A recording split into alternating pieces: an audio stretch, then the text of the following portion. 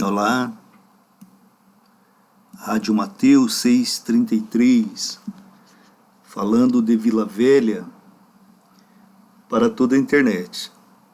E hoje nós vamos meditar no livro de Josué. Josué, no capítulo de número 6, no versículo 1 até o versículo de número 5, que fala-nos a respeito dos obstáculos, né? Dos obstáculos da vida e a forma bíblica de nós superarmos, o jeito bíblico, o jeito de Deus de nós superarmos, né? Então ele traz um exemplo bíblico aqui. Vamos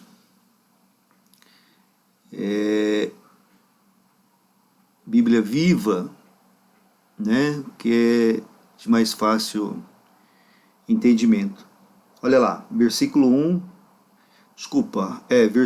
do capítulo 6. As portas de Jericó estavam muito bem trancadas, porque o povo tinha medo dos israelitas, né? Ninguém podia entrar e nem sair.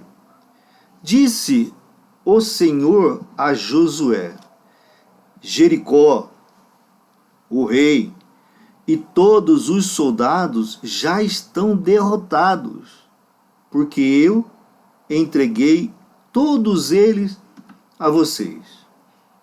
Agora preste atenção. Todo o exército de Israel deve marchar em volta da cidade, uma vez por dia, durante 6 dias. 7 sacerdotes acompanharão as tropas, cada um deles levando uma corneta feita de chifre de carneiro. No 7º dia, as tropas marcharão em volta da cidade 7 vezes, com os sacerdotes tocando as cornetas. E quando os sacerdotes derem um forte e longo toque de corneta, todo o exército gritará a plenos pulmões. Resultado: o muro da cidade irá abaixo. Então o exército invadirá a cidade, cada um avançando do ponto em que estiver quando o muro cair. Irmãos, essa passagem de Josué é uma passagem muito conhecida no meio cristão evangélico e fala da tomada, né, pelos israelitas da cidade de Jericó. O povo hebreu, o povo tinha saído do Egito, Deus os tinha livrado da escravidão no Egito.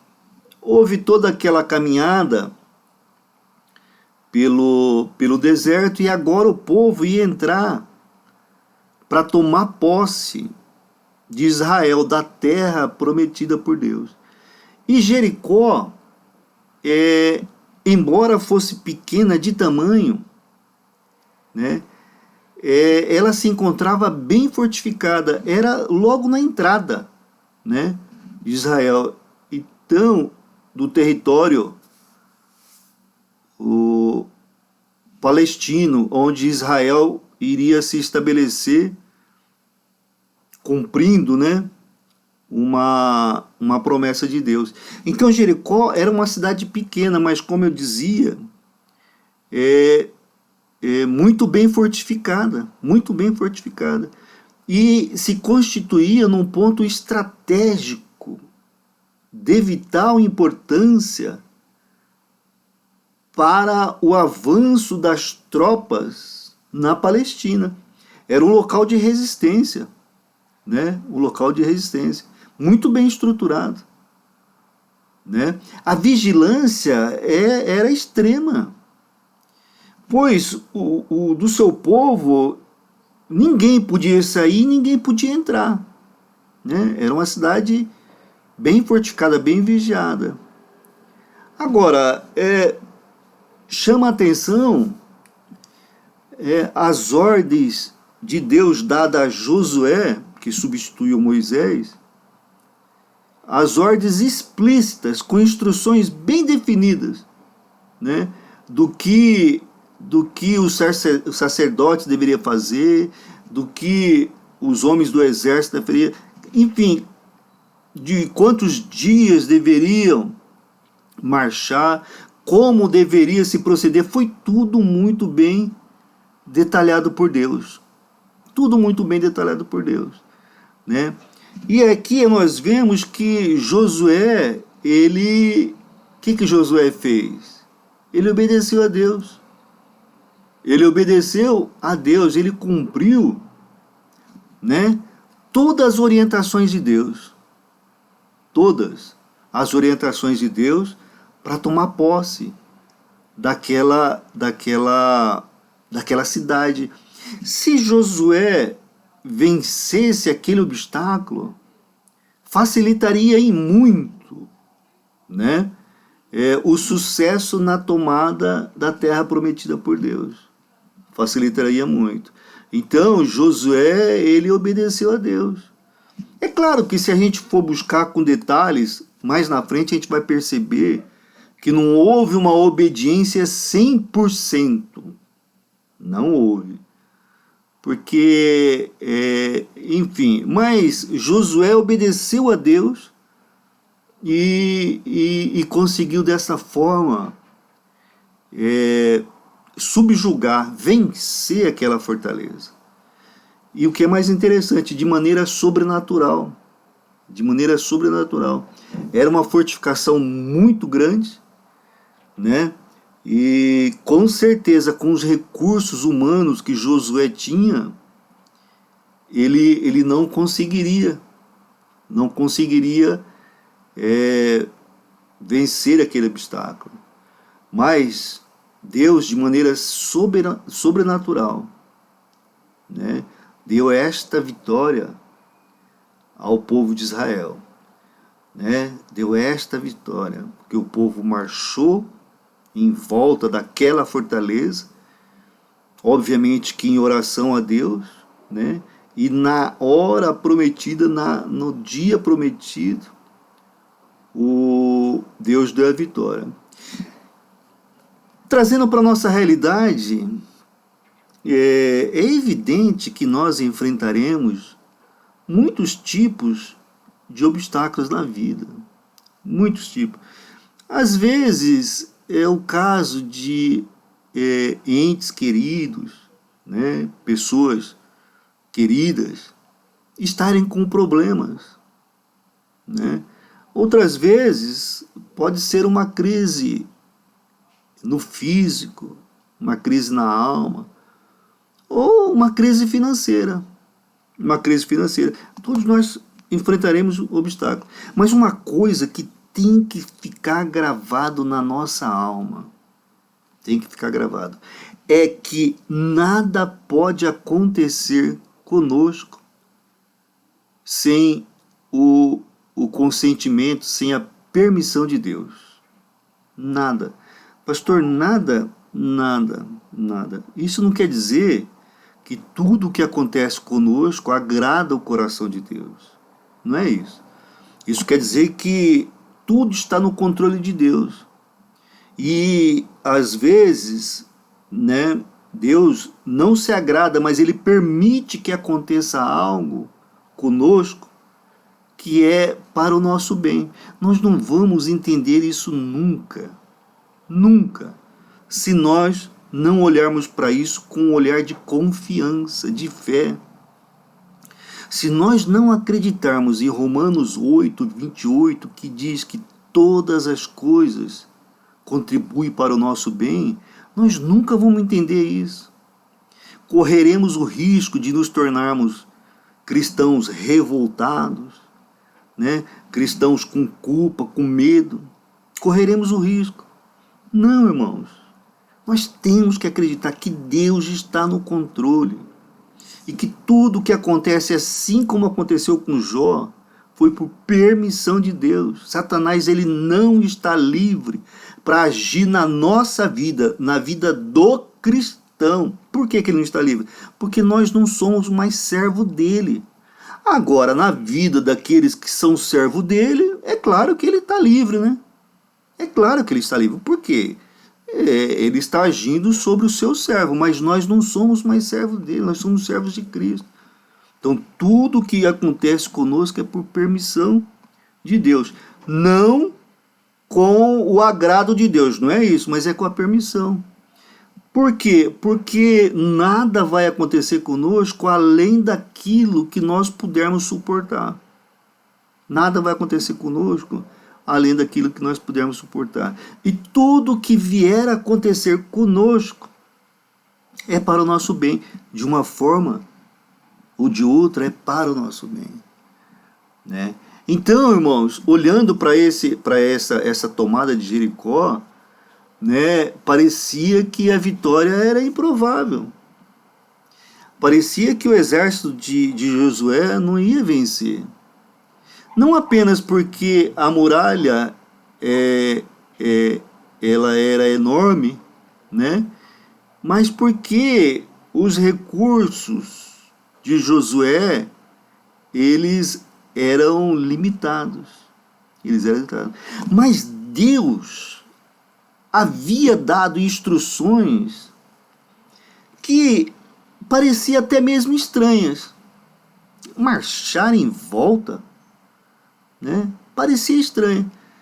Mas havia promessa de que Deus daria aquela terra para Josué. E Josué se lembrou da promessa.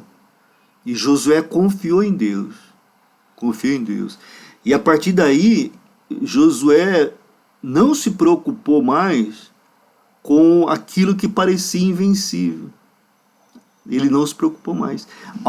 Em vez disso, né, Josué reconheceu o poder de Deus e obedeceu.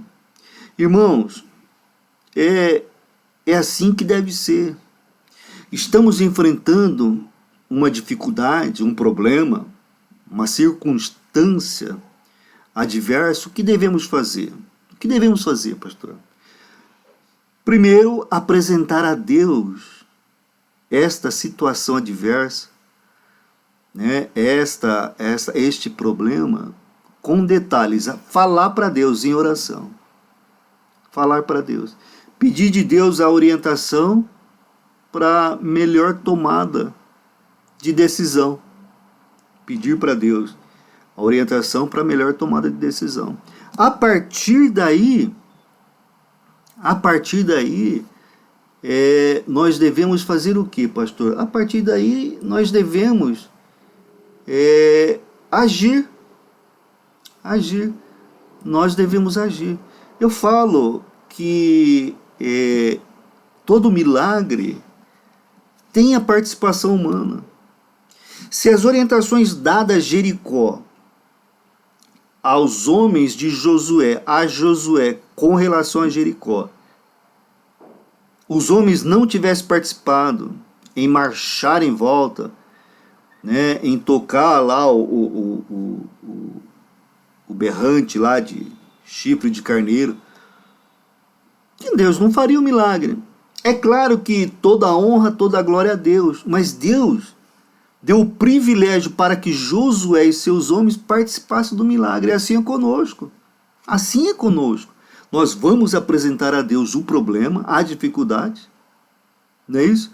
Vamos detalhar para Deus e pedir para Deus uma orientação, uma estratégia. Nós vamos pedir para Deus uma estratégia. Aí Deus dá a estratégia, nós colocamos em prática. E lembre-se que as estratégias de Deus, elas têm um bom senso. Tem um bom senso, né? Aí nós colocamos em prática. E depois, pastor, o que acontece? Para eu saber, né? Porque a dúvida que nós temos, eu creio que é sempre aquela: será que eu tomei a decisão certa? Será que eu ouvi direito Deus? Ou será que eu estou ouvindo os meus desejos? Será que eu não estou sendo induzido por uma opinião de alguém? A gente sempre se preocupa com isso. Eu creio que a gente sempre tem essa dúvida. Pastor, mas então, a gente se preocupa, é claro. E como que eu sei, pastor, que a decisão tomada, ela está conforme a vontade de Deus? Né? Que é para eu descansar, para eu ficar confiante e tal. Como eu sei? Irmãos, essa foi uma boa pergunta, sabia? Olha lá, mas a Bíblia responde. A Bíblia responde. Colossenses 3:15 fala que a paz do coração que vem de Cristo esteja sempre presente no coração e na vida de vocês, né? A paz no coração. Olha lá, na NVI, do jeito que está esse versículo: que a paz de Cristo, essa paz que vem no nosso coração, seja o juiz em seus corações. Então a gente vai entender que tomou as decisões conforme a vontade de Deus quando essa paz de Cristo, que excede todo o entendimento, né? Que essa paz de Cristo, que ela não depende da circunstância, ela habitar no nosso coração. Então, quando a gente tomar a atitude, quando a gente agir depois de ter orado, o termômetro para nos dizer se aquilo que nós fizemos foi de Deus ou não, é essa paz no coração. Ela que vai ser o juiz em nossos corações. Ou seja, coração aqui, ser interior, né? Nossa alma, nosso espírito. Então, se nós tomarmos as providências e continuarmos ainda desesperados, né, orando para Deus e sentir que nós não temos paz, então nós temos que voltar a Deus. Temos que voltar a orar a Deus, né? Até que essa paz de Cristo, ela seja o juiz do nosso coração. É interessante isso, irmãos. É interessante. Nós nunca podemos deixar de voltar a Cristo, né? Deixar de voltar a Cristo. Senhor, meu coração está assim, está em paz, agradeço a Ti. Senhor, meu coração ainda não está em paz, me esclareça. Fiz o que era certo e Deus vai falar contigo, irmãos. Deus fala. Deus fala. Nós hoje temos dificuldade para ouvir Deus falar, mas Deus fala. Deus fala. Então, o que Josué fez? Josué reconheceu o poder de Deus e despreocupou-se. Ficou em paz, né? Ficou em paz. É claro que antes dessa ação de Josué, do exército, Deus já havia trabalhado, né? Deus já havia preparado a cidade para a destruição. Deus já havia trabalhado, colocando medo nos reis daquela região, né? Olha, Josué 2,18 nos lembra isso, né? Antes dos espiões se deitarem, Raabe subiu ao terraço. Ele lhes disse: sei que o Senhor lhes deu essa terra. Vocês nos causaram um medo terrível, e todos os habitantes dessas terras estão apavorados por causa de vocês. Então Deus já havia colocado medo no coração daquele povo. E onde há medo, irmãos, falta confiança, é óbvio. E a falta de confiança é um passo enorme para a derrota, né? É claro que parece um plano estranho, mas José obedeceu. É estranho, mas não é muito, né, irmãos? Porque o que Deus pediu? Para que se marchasse em volta da fortificação, obviamente longe do alcance do poder de fogo do inimigo, marchasse em oração, orando. Isso parece estranho para uma pessoa que não é cristã, que não é evangélico.